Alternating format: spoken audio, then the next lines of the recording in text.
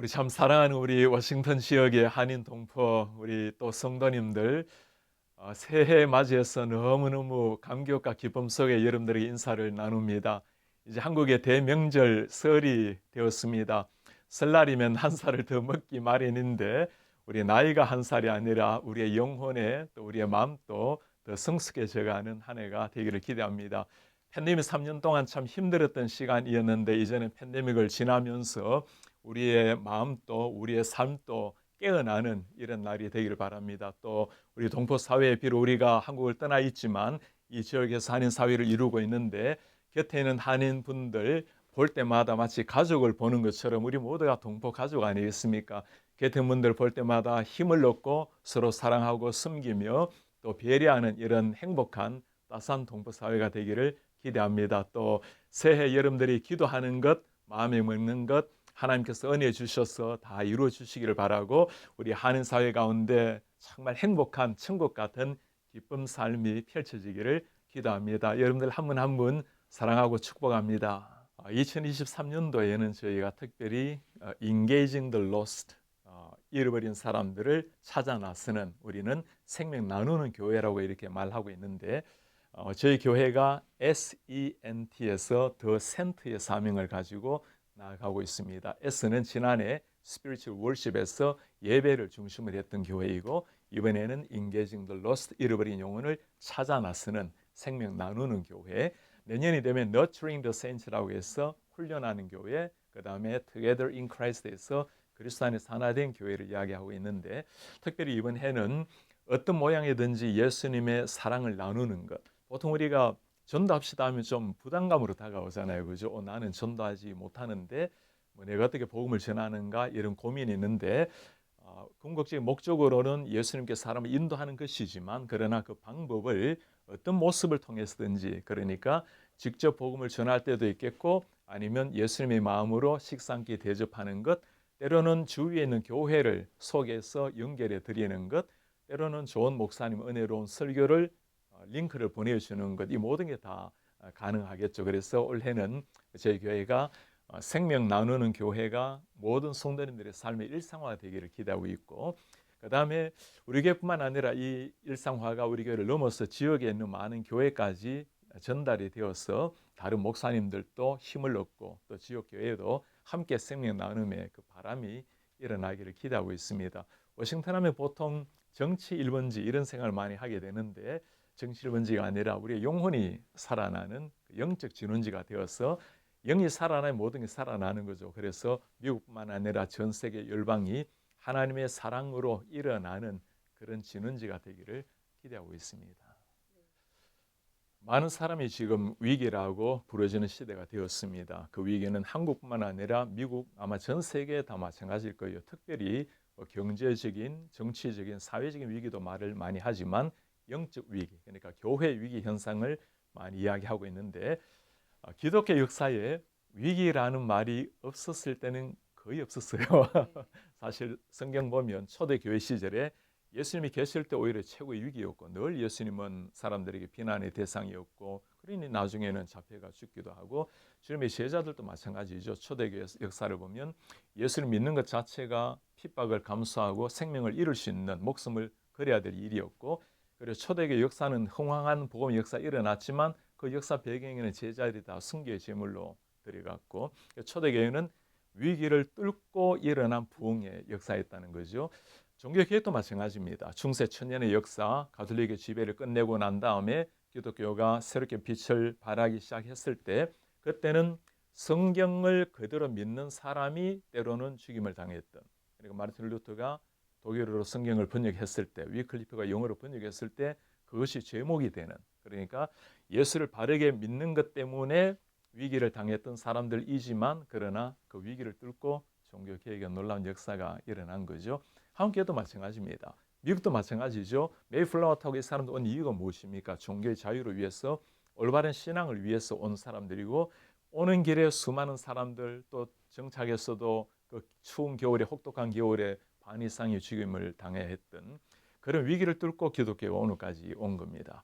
한국교회는 정말 이 위기라고 말할 수 있었는데 140년 전에 복음이 들어왔을 때 그때는 예수 믿는다라는 게 정말 그 이색적인 종교, 서양의 귀신 종교라고 믿었던 그 시절인데 그 어려움을 뚫고 그리고 많은 사람이 예수 믿는 것 때문에 핍박을 당했고 그 수많은 어려움을 뚫고 오늘의 한국교회가 온 거죠. 그래서 지금 많은 사람은 한국도 미국도 참 위기라고 말을 하는데 위기는 위기예요, 그죠? 중요한 것은 이 위기를 어떻게 바라볼 것인가. 말 그대로 위기가 또 다른 기회라는 말처럼 우리는 오히려 위기를 뚫고 반드시 새로운 장을 아마 펼쳐낼 겁니다.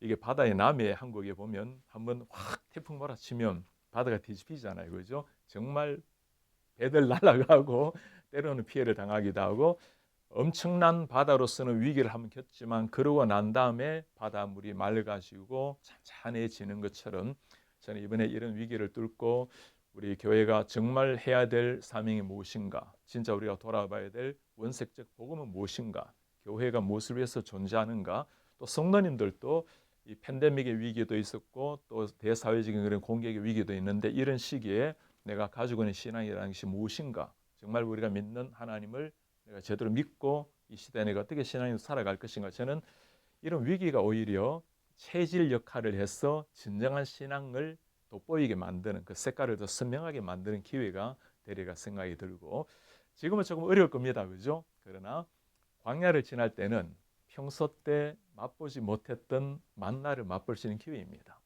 늘 하나님이 반석을 쳐서 물내진 않잖아요, 그죠? 광야의 그 어려운 시기를 지날 때 정말 살아계신 하나님을 체험할 수 있는 것처럼, 그래서 우리 신앙인들도 그러고 우리 한인 사회도 마찬가지입니다. 제가 우리 한인 동포분들께도 꼭 그렇게 말씀을 드리고 싶어요.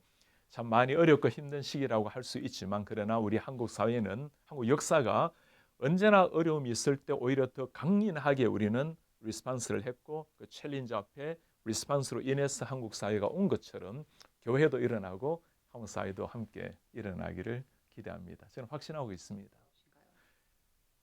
그렇게 물어오는 사람들이 많이 있는데 실제로는 이런 어려운 상황을 통해서 확인하는 게 있습니다. 사실 나라에서 기도 부탁을 받을 때 그 공문서에 보면 다양한 종교가 있기 때문에 기독교적인 센시티브한 용어를 사용하지 말아달라. 그리고 끝맺을 때 예수 이름으로 기도합니다라고 하지 말고 뭐 그레이시어슬리 뭐 이렇게 기도하라 얘기 지침이 나와요. 당연히 제가 예수 그리스도 이름을 기도하죠, 그죠? 그런데 나오는 반응을 보면 지금까지 한 사람도 예수 이름으로 왜 기도하는가? 우리가 종교가 다양한 나라인데 지침이 그래 돼 있는데 왜 당신은 어기고 기도합니까? 단 한 번도 그런 이야기를 들어본 적이 없습니다. 제가 나라 하원에도 기도했고 상원도 기도했고 또 주정부에서도 기도하고 올려도 기도하게 됩니다. 그런데 제가 기도하는 것 뻔히 알 텐데도 이렇게 요청하는 걸 보면, 그리고 어떤 반응이 오는가 하면 목사님 그렇게 기도해서 고맙습니다라는 게 대부분의 반응입니다. 그리고 심지어 지난번에 주의회에서 기도할 때는, 상원의회에서 기도할 때는 부지사가 살짝 저를 불러요. 그러더니 목사님 오늘 기도하러 오셨는데 평소 때 목사님이 믿는 하나님께 그대로 기도하라고.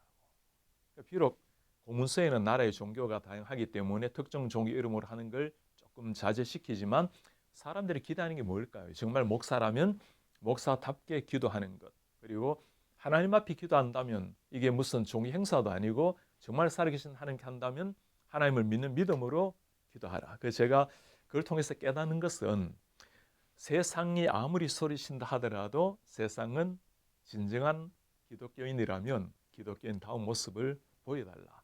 A.W. 토저가 한 책이 하나 있거든요. 세상과 충돌하라.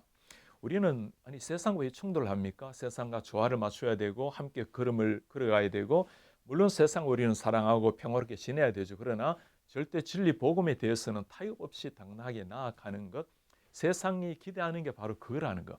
물론 믿는 사람들은 당연히 그걸 기대하죠, 그죠? 믿지 않는 사람들도 진정한 신앙인이라면 진짜 신앙을 보여달라. 그래서 그런 기도하면서 한 번도 불편한 얘기를 들어본 적이 없다라는 거. 그래서 제가 미국이 정말 점점 기독교가 문화화되어 가고 있지만 그러나 미국이 아직 살아있구나. 그런 생각이 들 때가 있어요. 제가 이제 원래 목회한 지가 10년이 되었는데 제 목회의 가장 핵심은 한 사람입니다. 목회라는 것은 영혼을 케어하는, 영혼을 돌아보는 일인데 저희 교회가 조금 규모가 있기는 합니다만은 그 규모에 걸맞는 목사를 기대하게 된다면 예를 들어 공적으로 설교하는 것 또는 공적으로 대중 앞에 서는 일 그런 일이 어울릴지는 모르겠지만 제가 기대하는 목회는 그냥 한 성도 한 사람을 소중히 여기고 그 한 사람을 그리스도의 이름으로 살려내고 또 그리스도를 닮아가게 만들어내는 것.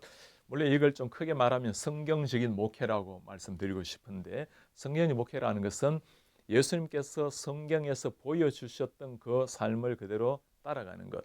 예수님은 12제자를 가지고 목회를 하셨죠. 그리고 예수님 주위에는 12제자뿐만 아니라 많은 따르는 무리들이 있었습니다.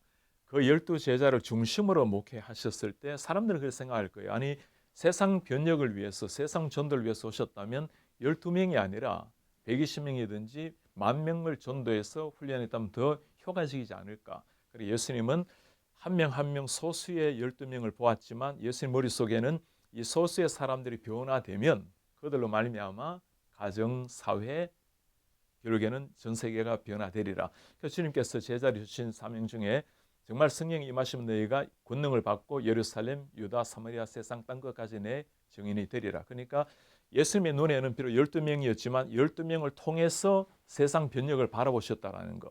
제가 이걸 두고 완맨 비전, 한 사람의 철학이라고 한 사람 목회라고 부릅니다.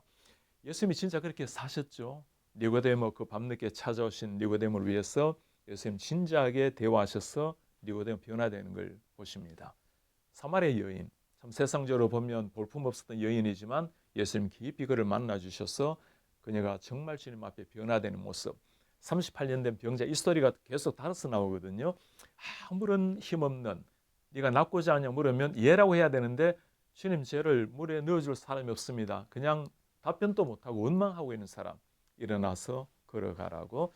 10명의 나환자들, 참 고통스러웠던 사람들 주님이 보셨던 한 영혼을 향해서 주님은 삶을 들이셨다는 것. 이 한 사람 철학을 사도 바울도 이어받았어요.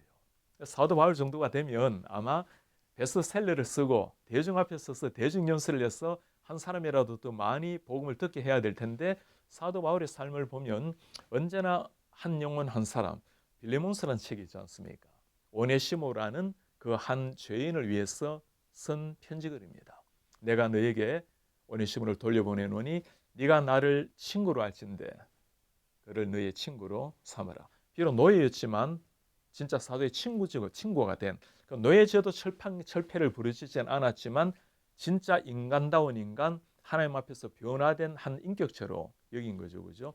제가 살아있는 날 동안에 그리고 목회하는 날 동안에 한 사람 한 사람을 소중히 여기는 목회. 그래서 누군가가 목사님 나중에 어떤 목사로 기억되기를 원하십니까? 라고 묻는다면 교회를 잘 부흥시키고 엄청난 일을 많이 하고 다 귀한 일이겠지만 제가 정말 듣고자 하는 말은 우리 목사님은 한 사람을 소중히 여겼습니다. 그리고 내가 언제든지 원할 때 목사님 곁에 있었던 목사입니다. 그런 말 들었으면 좋겠어요. 올해가 우리 교회가 50주년을 바라본 해입니다. 2023년도 11월이 50주년인데 50주년을 준비하면서 다양한 행사, 우리 교회 내 그리고 우리 지역 사회 그리고 우리 지역의 교회 또 목회자들 그리고 미국에 있는 약 2,800개 한인교회 다양한 행사를 준비하고 있는데 새로운 가장 중요한 건 하나라면 KCPC 온 사역입니다. KCPC 온이란 말은 온라인 처치를 말하는 건데 지금도 우리가 온라인 예배 나름대로 하잖아요, 그죠? 그냥 온라인으로 예배 참석하는 걸 말하는 것이 아니고 그건 지금도 계속 하고 있고 어떤 모양이든지 교회를 다니지 못하는 사람 여러 가지 이유가 있겠죠, 그죠? 공산주의 나라도 있겠죠. 아니면 중동의 아랍 나라들, 이슬람 국가 그런가 하면 육신의 건강 때문에 걸어 나오지 못하시는 환우들 또 많지 않을지는 모르겠지만 가정에 아내 남편이 원치 않아서 교회를 못 나시는 경우 있을 수 있죠, 그죠? 그리고 미국 같은 경우는 때로는 한인 교회가 없는 지역도 있습니다. 이런 여러 가지 또는 나는 주님은 좋지만 교회는 싫다. 요즘 소위 안 나가 가난한 교회 이런 분들도 있을 수 있고 그러니까 어떤 이유든 간에 교회를 다니지 못하시는 분들 그리고 믿음이 없어서 안 다니시는 분들을 이 온라인으로 연결해서 그냥 그냥 말씀만 듣는 것이 아니라 그분들을 위해서 특화된 예배를 준비하는 겁니다. 그래서 주일 예배는 라이브로 그냥 참석할 수 있도록 하고 주일날 저녁 그리고 토요일 저녁, 화요일, 목요일 같은 경우는 편집을 따로 합니다. 그분들을 위한 예배죠, 그죠? 그리고 예배 드리고 끝나는 것이 아니고 온라인 상이지만 그들이 우리 성도님입니다. 그래서 혹시 등록을 원하시면 등록하시게 되면 온라인 상이긴 하지만 그들을 목양을 하는 겁니다. 담당 목사가 전화를 하고 또 그들을 위해서 기도하고 기도 제목을 묻고 좀 이게 발전이 되면 그 분들 중에 우리도 좀 훈련하고 싶습니다. 받고 싶습니다 하면 온라인 중이지만 그들을 대여섯 분 또는 20, 30명 묶어서 훈련도 함께 할 수 있고 수모임도 가능합니다. 한국, 미국, 영국 할 것 없이 정해진 시간에 한 온라인 순이 되는 거죠. 그죠? 그래서 어떤 이유든지 간에 교회를 다니지 못하시는 대상으로 해서 그분들로 하여금 온라인 상이지만 지속적으로 신앙생활을 할 수 있도록 도와주는 것. 그래서 우리 혹시 주위에 그런 분들이 계신다면 교회로 인도하는 게 제일 좋습니다. 그러나 교회로 인도하기 어려운 상황이라면 KCBC ON으로 좀 연결해 주셔서 저희가 잘 훈련을 시키고 그다음 바라는 것은 이것을 통해서 신앙이 회복되기를 바라고 예배가 회복되기를 바라고 나아가서는 신앙이 잘 성숙하게 되어서 자기가 서 있는 지역, 그게 미국이든 한국이든 지역교회에 연결이 되어서 잘 기여할 수 있는 교회를 다닐 수 있도록 그렇게 하기를 바라고 있습니다. 그 질문은 너무나 중요한 질문이기도 하고 또 목사로서는 부끄러움을 느끼게 만드는 질문이기도 합니다. 살아있는 신앙, 하나님을 진실하게 믿는 신앙이라면 우리가 무엇을 통해서 보이겠습니까? 그것은 오직 삶을 통해서 증명되는 것만이 진리를 말할 수 있을 텐데 예수님은 그 삶을 그대로 보여주셨고 우리를 사랑하셨기에 생명 바쳐 사랑하셨기에 죽으심으로 보여주신 사랑인데 주님의 제자들도 그렇게 살아내었잖아요. 그죠? 그리고 많은 기독교의 지도자들이 하나님을 사랑했던 사람이 살아내었기 때문에 그 복음이 2000년 지나도록 오늘까지 온 겁니다. 그죠? 지금도 물론 그렇게 살아내는 사람들이 많이 있습니다. 그러나 정말 믿고 있는 그 하나님을 살아내는가라는 질문 앞에는 우리 자신의 신앙을 참 거울 앞에 돌아봐야 될 그런 질문 같고 저는 이 시대가 참 부족하기는 하지만 우리 그리스도인들이 많이 부족하기는 하지만 그러나 그렇게 꼭 말씀을 드리고 싶어요. 그래도 대다수의 신자들은 나름대로 그렇게 살려고 노력을 하고 있다라는 거. 아마도 이런 비유가 어떻게 들릴지 모르겠습니다. 깨끗한 태양 앞에 가게 될 때 먼지가 더 확 보이는 것처럼 이런 걸 생각하면 기독교인들은 더 오히려 태양보다 빛나는 하나님 앞에 살아가기 때문에 그런 높은 윤리의식 그리고 하나님 앞에 살아간다는 신전의식 그런 것들을 더 우리가 가지게 된다면 아마 세상이 우리를 조금 더 달리 보지 않을까. 세상의 가치관에 조금 더 비교적 우위가 아니고 절대적인 하나님 앞에서 살아간다면 호람되어의 삶이 된다면 아마 많이 달라지겠죠. 저부터 그래야 되겠어요. 그리스도인이라면 그리스도인답게 오히려 더 잘해야지라는 말은 우리만을 왜 그렇게 보느냐고 할 것이 아니고 그 질문은 굉장히 고마워야 될 질문입니다. 그만큼 우리에게 향한 기대가 있다는 것이고 기대가 없으면 그런 질문 안 나와요. 뭐 기독교인이나 안 믿는 사람이나 똑같지라고 해버리면 이런 질문 사라지는데 있을 때 감사해야 돼요. 있을 때 잘해야 되고 우리 한인 사회에 예수님을 믿는 우리 성도님들 그리고 한인 사회를 구성하고 있는 모든 우리의 동포분들 새해에는 하나님께서 여러분들의 가정에 특별한 건강으로 찾아오셔서 가족 모두가 참 건강하기를 기도합니다. 그냥 건강을 바랄 뿐만 아니라 건강하시려면 건강할 준비와 훈련을 하셔야 되겠죠. 그래서 여러분들의 식단도 잘 조절하시고 그리고 틈틈이 시간을 내셔서 운동도 잘 하시기를 바랍니다. 그리고 새해는 여러분들의 가족이 참 행복하게 하늘의 그 기쁨과 평강이 가정 가운데 흘러 넘치기를 기도합니다. 우리 특별히 사랑하는 자녀들, 우리의 다음 세대의 아이들이 우리 부모님을 공경하고 부모님을 참 사랑하는 그리고 부모님들의 헌신적인 그 땀과 눈물을 아이들 가슴에 잘 새겨서 자랑스러운 자녀들로 자라나기를 기대합니다. 그래서 우리 한인 사회가 지금까지도 하나님의 은혜로 아름답게 걸어왔지만 과거의 찬란한 역사보다는 미래가 더 소망 있는 미래를 열어가는 이런 다음 세대를 키워내는 한인사회가 되기를 바랍니다. 우리 모든 한인사회의 동포분들, 우리는 한 동포입니다. 한 형제입니다. 곁에 있는 사람들 한 사람이라도 어두운 곳에 있는 분들, 눈물 흘리는 사람이 있다면 우리가 형제요 가족을 알고 함께 일으켜 세웠으면 좋겠습니다. 그래서 올해는 남몰래 외롭게 눈물 흘리는 동포가 한 사람도 없도록 서로가 온 동포가 한 가정이 되는 이런 시대가 열리기를 바라고요. 제가 목회자로서 여러분들에게 꼭 부탁을 드리고 싶은 것은 예수님을 잘 믿는 분들이 계신다면 여러분들의 교회를 통해서 아름다운 공동체를 잘 이루어 가기를 바랍니다. 그래서 모든 교회가 함께 하나님의 은혜로 잘 성숙하고 성장하기를 바라고요. 아직까지 교회를 다니지 않는 분이 한 분이라도 계신다면 우리 선생님들 한번 기회를 찾으셔서 우리 친구들 많이 계실 테니까 교회 꼭 한번 가보시기를 바랍니다. 우리가 들어보았던 그 예수님, 늘 들었던 하나님이란 분이 어떤 분이신지 한번 나가보시기를 바랍니다. 주님께서는 우리가 보이지는 않지만 여러분들을 참 사랑하시고 그리고 여러분들을 기다리고 계십니다. 교회를 다니게 되는 것, 예수님을 만나게 되면 상상할 수 없는 놀라운 일들이 펼쳐집니다. 정말 우리가 생각하지 않았던 하늘의 감격, 하늘의 기쁨, 땅 위에 살아가는 명확한 이유, 이 모든 것들이 선물로 주어지게 될 것입니다. 그래서 새해에는 우리 모든 한인교회가 기본적으로 한인사회라는 것 때문에 하나가 되고 그리고 하나님 안에서 진정한 영적인 하늘에 속한 가정이 되기를 축복합니다.